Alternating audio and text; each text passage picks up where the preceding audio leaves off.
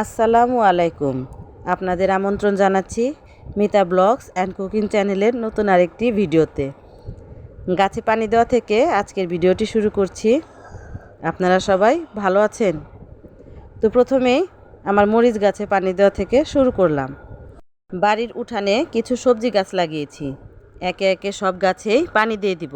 ভাবলাম আপনাদের সাথে একটু শেয়ার করি। আপনারা দেখতে থাকুন আমার গাছে পানি দেবার কিছু মুহূর্ত।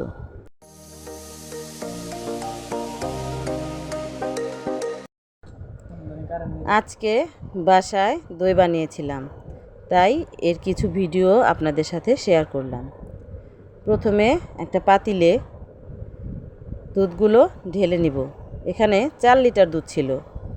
তারপর এই দুধগুলোর সাথে 2 লিটার পানি মিশিয়ে নিলাম।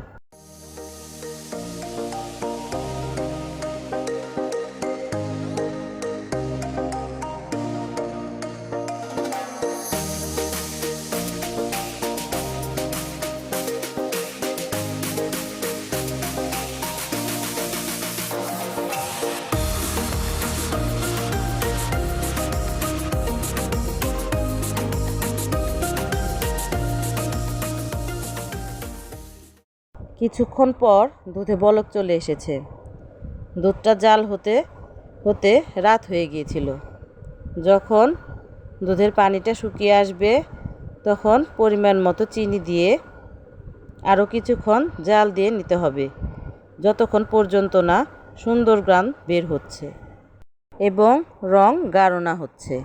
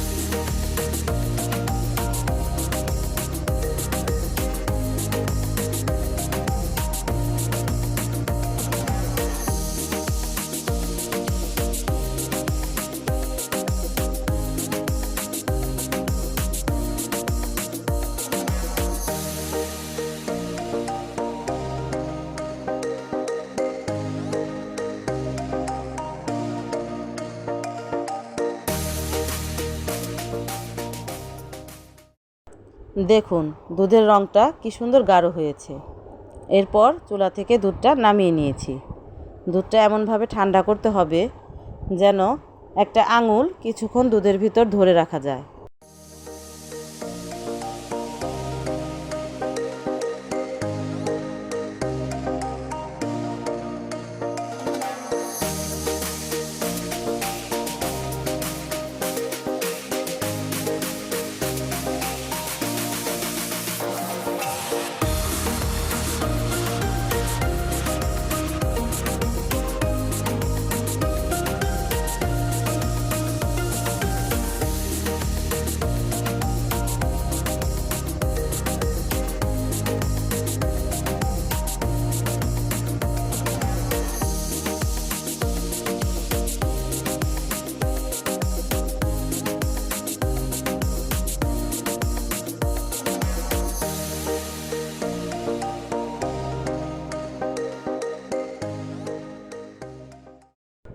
এরপর বীজ দইয়ের সাথে জাল করা দুধ ভালোভাবে মিশিয়ে নিতে হবে।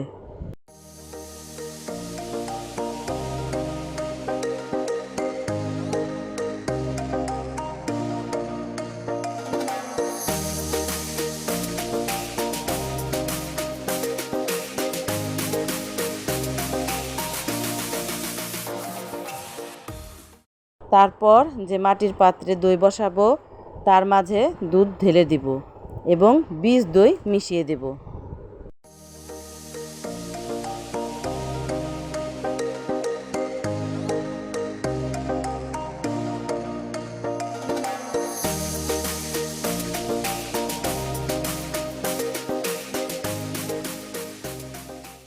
হ্যাঁ, প্লাস্টিকের কিছু ওয়ান টাইম কাপেও আমি দই বানিয়ে নিয়েছিলাম। তারপর সব কিছু ভালো করে ঢেকে দিতে হবে 3-4 ঘন্টার জন্য।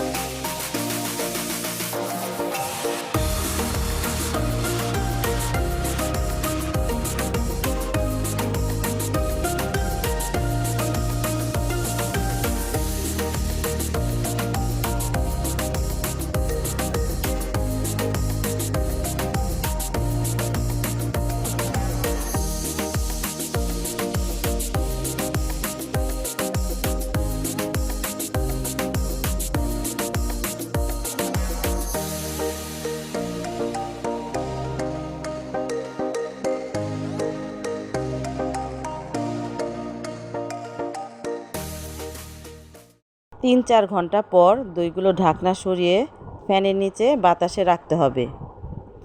মাশাআল্লাহ, দইগুলো অনেক সুন্দর জমেছিল। দেখুন, পাতিল নাড়াচাড়া করার পরও দইগুলো শক্ত হয়ে জমে আছে। দেখেই বোঝা যাচ্ছে যে দইটা একদম পারফেক্ট হয়েছে। এই গরমে ফ্রিজের ঠান্ডা ঠান্ডা দই খেতে ভীষণ মজার ছিল।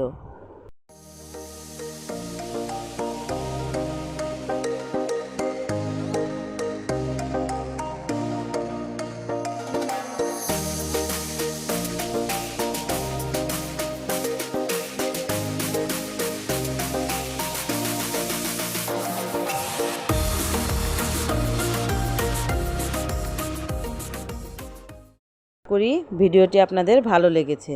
ভালো লেগে থাকলে অবশ্যই কমেন্টে জানিয়ে যাবেন এবং লাইক করবেন, শেয়ার করে আমাদের পাশেই থাকবেন। সবাই পাশে থেকে আমাকে সাপোর্ট করে যাবেন। দেখা হবে নতুন কোনো ব্লগ বা নতুন কোনো রেসিপিতে। সবাই সেই পর্যন্ত সুস্থ থাকবেন। আসসালামু আলাইকুম।